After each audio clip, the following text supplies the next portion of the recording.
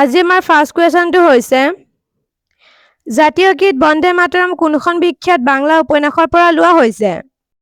শুদ্ধ উত্তৰটো হৈছে আনন্দ মাঠ। ব্লিচিং পাউডাৰৰ ৰাসায়নিক নামটো কি? Right answer calcium hydrochloride. মানুহৰ মগজুৰ কোনটো গ্ৰন্থিয়ে পিটুইটাৰী গ্ৰন্থি নিয়ন্ত্ৰণ কেন্দ্ৰ হিচাপে কাম কৰে? শুদ্ধ উত্তৰটো হৈছে হাইপোথেলামাছ। ছডিয়াম মৌলৰ ৰাসায়নিক চিহ্ন কি? শুদ্ধ উত্তৰটো হৈছে Na। কোনজন বিজ্ঞানে বিশ্বজুৰি জিনীয় বিজ্ঞানৰ পিতৃ হিচাপে স্বীকৃতি লাভ কৰিছে? শুদ্ধ উত্তৰটো হৈছে গ্ৰেগৰ মেণ্ডেল। মানুহৰ শৰীৰৰ আটাইতকৈ সৰু হাড় কোনটো? শুদ্ধ উত্তৰটো হৈছে ষ্টেপছ। বিশ্ব স্বাস্থ্য সংস্থাৰ মুখ্য কাৰ্যালয় ক'ত অৱস্থিত? শুদ্ধ উত্তৰটো হৈছে জেনেভা। নোবেল বঁটা লাভ কৰা প্ৰথমজন ভাৰতীয় কোন? শুদ্ধ উত্তৰটো হৈছে ৰবীন্দ্ৰনাথ টেগোৰ। মানুহৰ ৰক্তচাপ জুখিবলৈ চিকিৎসকে কোনটো যন্ত্ৰ ব্যৱহাৰ কৰে? শুদ্ধ উত্তৰটো হৈছে স্ফিগমনোমিটাৰ। মানুহৰ পেটত পোৱা প্ৰটিন ভাঙি পেলোৱা প্ৰাথমিক পাচন এনজাইমটোৰ নাম কি? শুদ্ধ উত্তৰটো হৈছে পেপছ। কোনটো ধাতুৰ সৰ্বাধিক বৈদ্যুতিক পৰিবাহিতা আছে বুলি জনা যায়? শুদ্ধ উত্তৰটো হৈছে চিলভাৰ। কোষৰ বৈজ্ঞানিক অধ্যয়নক কি বুলি কোৱা হয়? শুদ্ধ উত্তৰটো হৈছে চাইটলজি। বিশ্ব স্বাস্থ্য দিৱস বিশ্বজুৰি কোনদিনা পালন কৰা হয়? শুদ্ধ উত্তৰটো হৈছে ৭ এপ্ৰিলত। মহাকাশলৈ যোৱা প্ৰথমগৰাকী মহিলা কোন আছিল? শুদ্ধ উত্তৰটো হৈছে ভেলডিলিনা তেৰেস্কোভা। কোন বছৰত মোগল সেনাপতি মীৰ জুমলাৰ দ্বাৰা অসমৰ ধ্বংসাত্মক আক্ৰমণ সংঘটিত হৈছিল? শুদ্ধ উত্তৰটো হৈছে ১৬৬২। কোনজন আহোম ৰজাই টাই আহোমৰ সলনি অসমীয়া ভাষাত বুৰঞ্জী লিখাৰ প্ৰথম প্ৰথা প্ৰৱৰ্তন কৰিছিল? শুদ্ধ উত্তৰটো হৈছে চুহুংমুং। অসমৰ পৰা ভাৰতীয় সংবিধানৰ খচৰা সমিতিৰ কাৰ্যনিৰ্বাহ কৰা একমাত্ৰ প্ৰতিনিধি কোন আছিল? শুদ্ধ উত্তৰটো হৈছে ছৈয়দ মহম্মদ ছাদুল্লাহ। কোন বছৰত অসম ছাত্ৰ সন্মিলন অ মোৰ আপোনাৰ দেশ গীতটো আনুষ্ঠানিকভাৱে অসমৰ ৰাজ্যিক গীত হিচাপে গ্ৰহণ কৰা হৈছিল? শুদ্ধ উত্তৰটো হৈছে ১৯২৭ চনত। আজি আমাৰ পিছৰটো প্ৰশ্ন হৈছে ১৮৫৮ চনত মণিৰাম দেৱানৰ সৈতে কোনজন অসমীয়া স্বাধীনতা সংগ্ৰামীক ফাঁচি দিয়া হৈছিল? শুদ্ধ উত্তৰটো হৈছে পিয়লি বৰুৱা। কোনজন কামৰূপ ৰজাই বিখ্যাত নিধনপুৰ কপাৰ প্লেটৰ শিলালিপি জাৰি কৰিছিল? শুদ্ধ উত্তৰটো হৈছে ভাস্কৰ বৰ্মন। বিখ্যাত গ্ৰন্থ হস্তি বিদ্যা নামৰ চিত্ৰসমূহ কোনে ৰং কৰিছিল? শুদ্ধ উত্তৰটো হৈছে দিলবৰ এণ্ড দুচাই। অসমীয়া সাহিত্য আলোচনী জোনাকীৰ প্ৰথম সম্পাদক কোন আছিল? শুদ্ধ উত্তৰটো হৈছে চন্দ্ৰকুমাৰ আগৰৱালা। পিছৰটো প্ৰশ্ন ঐতিহাসিক মাজুলী সন্ধি আহোম আৰু কোনখন ৰাজ্যৰ মাজত স্বাক্ষৰিত হৈছিল? শুদ্ধ উত্তৰটো হৈছে কোচ কিংডম। কোন বছৰত ইটাখুলি যুদ্ধ হৈছিল? শুদ্ধ উত্তৰটো হৈছে ১৬৮২। অসম সাহিত্য সভাৰ প্ৰথম সভাপতি কোন আছিল? শুদ্ধ উত্তৰটো হৈছে পদ্মনাথ গোহাঁই বৰুৱা। নেক্সট কুৱেশ্যন অসমৰ পৰম্পৰাগত গামোচা কোন বছৰত GI টেগ প্ৰদান কৰা হৈছিল? শুদ্ধ উত্তৰটো হৈছে ২০২৩ চনত।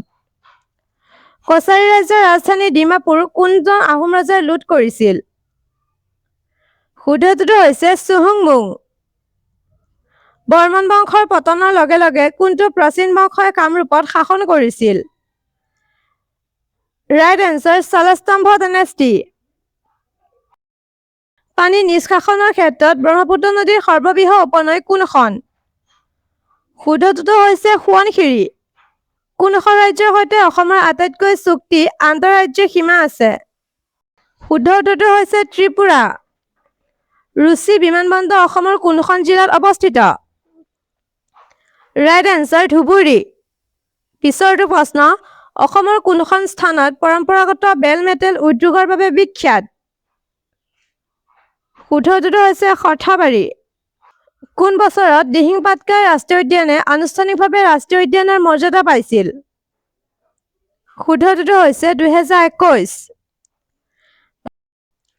ভাৰতীয় সংবিধানত একক নাগৰিকত্বৰ ধাৰণা কোনখন দেশৰ সংবিধানৰ পৰা লোৱা হৈছিল? শুদ্ধটোতো হৈছে ইউনাইটেড কিংডম। ভাৰতত আন্তঃৰাজ্যিক পৰিষদৰ পদমৰ্মে অধ্যক্ষ হিচাপে কোনে কাম কৰে? শুদ্ধটোতো হৈছে প্ৰাইম মিনিষ্টাৰ। কোনটো সংবিধানক সংশোধনে 21 নং অনুচ্ছেদৰ অধীনত শিক্ষা অধিকাৰ মৌলিক অধিকাৰ হিচাপে সন্নিৱিষ্ট কৰিছিল?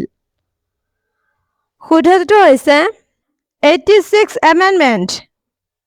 মুখ্য নিৰ্বাচন আয়ুক্তকে ধৰি ভাৰতত নিৰ্বাচন আয়োগ মুঠ কিমানজন সদস্য গঠন কৰে?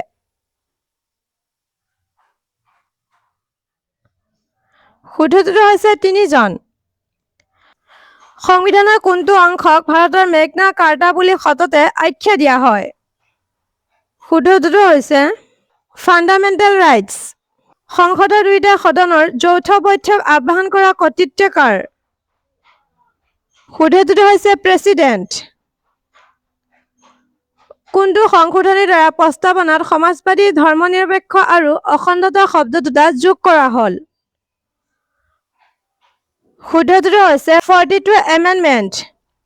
প্ৰথম সাংবিধানিক সংশোধনী আইন কোন বছৰত গৃহীত কৰা হৈছিল? শুদ্ধটোতো হৈছে 1951। সংবিধানৰ কোনটো অনুচ্ছেদৰ অধীনত বিত্ত আয়োগ গঠন কৰা হয়?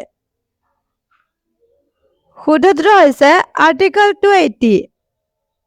উন্নত জল ব্যৱস্থাপনা ব্যৱস্থাৰ বাবে পৰিচিত ধুলাভিৰাৰ প্ৰধান হৰপ্পান প্ৰত্নতান্ত্ৰিক স্থান কোনখন ৰাজ্যত অৱস্থিত? শুদ্ধটোতো হৈছে গুজৰাট। পিছৰটো প্ৰশ্ন, এলাহাবাদ স্তম্ভ শিলালিপি কোনে লিখিছিল? শুদ্ধটোতো হৈছে হৰিসেনা। ভাৰতীয় ৰাষ্ট্ৰীয় সেনাৰ নেতৃত্ব কোনে আনুষ্ঠানিকভাৱে ছিংগাপুৰত সুভাষ চন্দ্ৰ বসুক অৰ্পণ কৰিছিল? শুদ্ধটোতো হৈছে ৰাসবিহাৰী বোস। 1913 চনত ভাৰতীয় প্ৰবাসীয়ে কোন চহৰত প্ৰতিষ্ঠা কৰিছিল ঘদাৰ পাৰ্টি? শুদ্ধটোতো হৈছে ছান ফ্ৰান্সিস্কো। ৱাণ্ডিবাজৰ যুদ্ধ কাৰ মাজত হৈছিল? শুদ্ধটোতো হৈছে the British and the France. সিন্ধু উপত্যকা সভ্যতাৰ এক শ্ৰেষ্ঠ কীৰ্তিবিখ্যাত নৃত্য কৰা ছোৱালী বঞ্জৰ প্ৰতিমূৰ্তিটো ক'ত পোৱা গৈছিল? শুদ্ধটোতো হৈছে মহেঞ্জোদাৰো। পিছৰটো প্ৰশ্ন, সম্পদ নিষ্কাশনৰ তত্ত্বৰ বিশদ বিৱৰণ দিয়া ভাৰতৰ দৰিদ্ৰতা আৰু অব্ৰিটিছ শাসন নামৰ মূল গ্ৰন্থখন কোনে লিখিছিল? শুদ্ধটোতো হৈছে দাদাভাই নাইৰজী। 1897 চনত কোনে ৰামকৃষ্ণ মিছন প্ৰতিষ্ঠা কৰিছিল? শুদ্ধটোতো হৈছে স্বামী বিবেকানন্দ। আজি আমাৰ শেষৰটো প্ৰশ্ন হৈছে, ভাৰতীয় স্বাধীনতা সংগ্ৰামৰ সময়ত লোকমান্য উপাধিৰে কাক বহুলভাৱে শ্ৰদ্ধা কৰা হৈছিল? শুদ্ধটোতো হৈছে বাল গংগাধৰ তিলক।